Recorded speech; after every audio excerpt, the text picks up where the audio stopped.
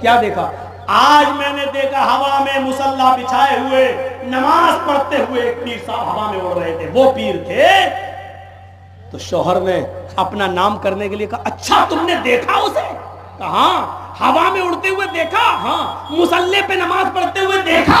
کہا ہاں. ارے پگلی وہ میں ہی تو تھا. اپنی بیوی سے بولی ارے پگلی وہ میں ہی تو تھا. بیوی دانت مانگے تم تھے؟ ہاں مجھے لگا کہ تم ہی ہوگے. کہا کیوں؟ کہا الٹے الٹے اڑ رہے تھے, ٹیڑے ٹیڑے اڑ رہے تھے. پھر کمی نکال. ابھی تعریف کر رہی تھی, جب سنا کہ ہم ہی تھے. تم تھے؟ تبھی ٹیڑے ٹیڑے اڑ رہے تھے, مجھے لگا کہ تم ہی ہوگے. پھر کمی نکال دی. یہ آج کل کی عورتیں اپنے شوہر کی کبھی تعریف اس طریقے سے کر نہیں سکتی. ہاں کب کریں گی؟ پہلے تنخواہ مہینے کی پہلی تاریخ کو آپ کو 10,000 روپے ملے, آپ 500 روپے کا سامان fair and lovely, Pond's, sari خرید کے آپ لے آئیے, تب وہ کہے گی میرا شوہر دنیا کا سب سے اچھا شوہر ہے, سب سے اچھا شوہر. اور جہاں ایک دن کمی ہو گئی تو آپ سمجھ لیجئے گا اللہ کی قسم پوری زندگی کی محنت پہ پانی پھر جائے گا. کیا کیا تم نے ابھی تک؟ جب سے تمہارے گھر پہ آئی میری سہیلیاں دیکھ لو شادی میں کیسے کیسے جاتی ہیں, ہمارے پاس نہیں. ارے اللہ کی بندی تو شادیوں میں کپڑے دکھانے کے لیے جا رہی ہے. نیا کپڑا تو اپنے شوہر کے سامنے پہن, شوہر کے سامنے پہن رہی. شادی میں نے کئی مرتبہ جلسوں میں کہا شادیوں میں جاتی ہے تو گھر میں رہیں گی بھنگر بن کر, کچن میں گھسی ہیں, برتن مانج رہی ہیں. شوہر آیا دیکھا سب کیا کنجڑیاں بنی ہوئی. گھر میں رہیں گی کنجڑیاں بن کر, بھنگر بن کر. شادی میں جائیں گی ہیما مالنی کی اماں بن کر, لپسٹک, بار بار شیشہ دیکھیں گے, ایک بال بھی بگڑ نہ جائے. صبح اٹھیں گی تو شیشہ دیکھتے ہوئے, شام کو سوئیں گی تو شیشہ دیکھتے ہوئے. وہ پاکستان کا عمر شریف ہے, بہت بڑا جوکر ہنساتا ہے, کہتا ہے کہ شادیوں میں جتنی عورتیں جہاں آئیں ایک ایک بالٹی سب کے چہرے پہ ڈال دو, قسم خدا کہ ان کے بچے بھی نہیں پہچان پائیں گے کہ میری اماں ہے کون. یہ بس پینٹنگ کا کام ہو رہا ہے, پینٹنگ ہو رہی ہے چہروں پر.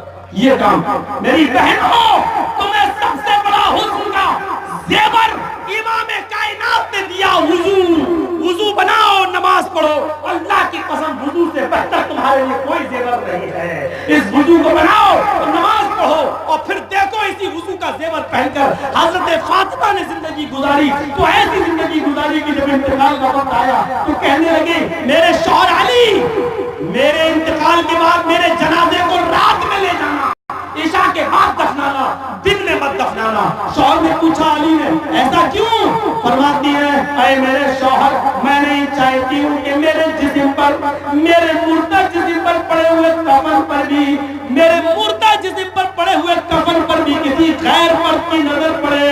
کوئی غیر مرد میرے مردہ جسم پر پڑے ہوئے کفن کو بھی دیکھے. یہ امام کائنات کی تعلیم تھی, یہ امام کائنات کی تعلیم کا اثر تھا. میرے پیارے ساتھیوں آج دنیا میں کیا ہو رہا ہے, آج ہندوستان کے اندر کیا ہو رہا ہے؟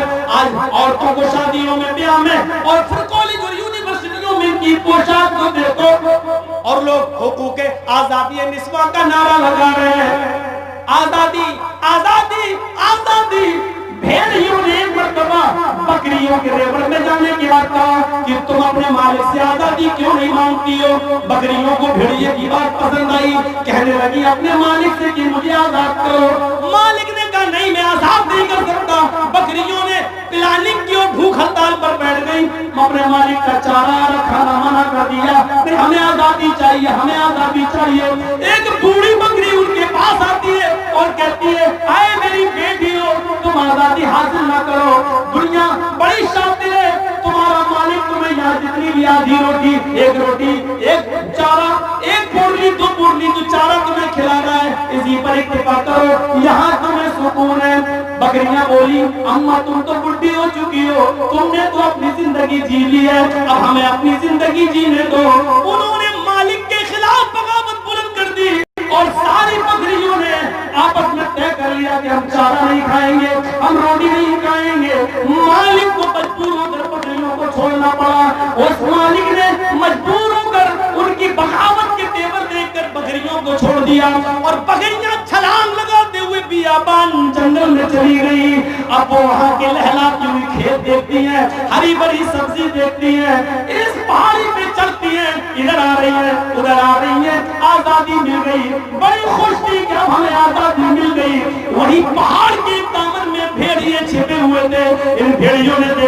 یہ بکریاں آزاد ہو گئی، ان بھیڑیوں نے ان بکریوں پر حملہ کر دیا اور ان کو پھاڑ کر کھا گئے۔ آزادی چاہ رہی تھی، آزادی ملی، بھیڑیوں ہی نے بکریوں کو کھایا تھا کہ تم اپنا حق لو، آزادی حاصل کرو، اور یہی بھیڑیے کھا گئے ہیں۔ میرے بھائیوں میرا اشارہ سمجھ گئے ہوں گے، میڈیا والوں نوٹ کرو اور دو اور شائع کرو اور میرے اشارے کو پبلک کے درمیان پھیلاؤ۔ میرا اشارہ یہ، آج جو اوپر تک بیٹھے ہوئے عورتوں کی آزادی کا نعرہ لگا رہے ہیں، عورتوں کی آزادی، عورتوں کی آزادی، یہ حقیقت میں وہ بھیڑیے جو عورتوں کی آزادی نہیں بلکہ آزادی کا نعرہ دے کر عورتوں کے جسموں سے کھیلنا چاہتے ہیں، ان کے جسموں، ان کی عزتوں کو نوچنا چاہتے ہیں۔ یہ بھیڑیے جو ان کی آزادی کا نعرہ لگا رہے ہیں، اسلام نے عورت کو ایک مقام دیا ہے، ایک مرتبہ دیا ہے، اس کو چار دیواری میں قید نہیں کیا بلکہ قلعے کے اندر قید کر دیا ہے۔ کیلے جب تک چھلکے کے اندر ہے محفوظ ہے، جب کیلے کا چھلکا ہٹ جاتا ہے تو کیلے کے اندر کا میوہ اور مغز پھر محفوظ نہیں رہتا، اس کو کوئی نہ کوئی کھا جاتا ہے۔ کیلا اس وقت محفوظ ہے جب وہ چھلکے کے اندر ہے، جب چھلکا اترا تو محفوظ نہیں، اور اب اس وقت تک محفوظ ہے جب وہ پردے کے اندر ہے، جب پردہ ہی نہیں رہا تو عورت محفوظ ہی نہیں رہی۔ میرے پیارے ساتھیوں، اور کیسی مثالیں تمہیں دی جائیں، کیسے سمجھایا جائے، کس طریقے سے بتایا جائے، اپنی ماں، اپنی بہن اور اپنی بیٹیوں کو پردہ کراؤ، پردہ ہی اصل میں ان کی عزت و آبرو کی حفاظت ہے، مضبوط قلعہ ہے۔ میرے بھائیوں، ہوائی جہاز کا سفر کرنا بھی کہ بعد بھی ہم 24 گھنٹے میں آپ کے یہاں پہنچے تو ایک معنی رکھتا ہے، اس لیے اب ہم زیادہ آپ سے روبرو نہیں ہو پائیں گے، بس اتنی سی باتوں پر میں اتفاق کرتا ہوا آپ سے رخصت ہو رہا ہوں۔ میرے بعد بھی ہو سکتا ہے کوئی صاحب تقریر کریں یا مدرسے کا تعاون یا قبرستان کا تعاون آپ سے حاصل کریں، تو میں دعا کرتا ہوں اللہ تعالیٰ سے کہ بارے اللہ تمہاری خطاؤں کو معاف فرما دے، اور اسلام جو ہم سب کا مذہب ہے اور آدم سے لے کر محمد صلی اللہ علیہ وسلم تک تمام پیغمبروں نے اسی اسلام کی دعوت دی۔ اے اللہ، جب تک تو ہمیں زندہ رکھ اسی اسلام پر زندہ رکھنا، اور جب ہمارا خاتمہ ہو اسی ایمان پر ہمارا خاتمہ فرمانا۔ وما علینا الا البلاغ المبین، وآخر دعوانا ان الحمد للہ رب العالمین۔ السلام علیکم ورحمۃ اللہ وبرکاتہ۔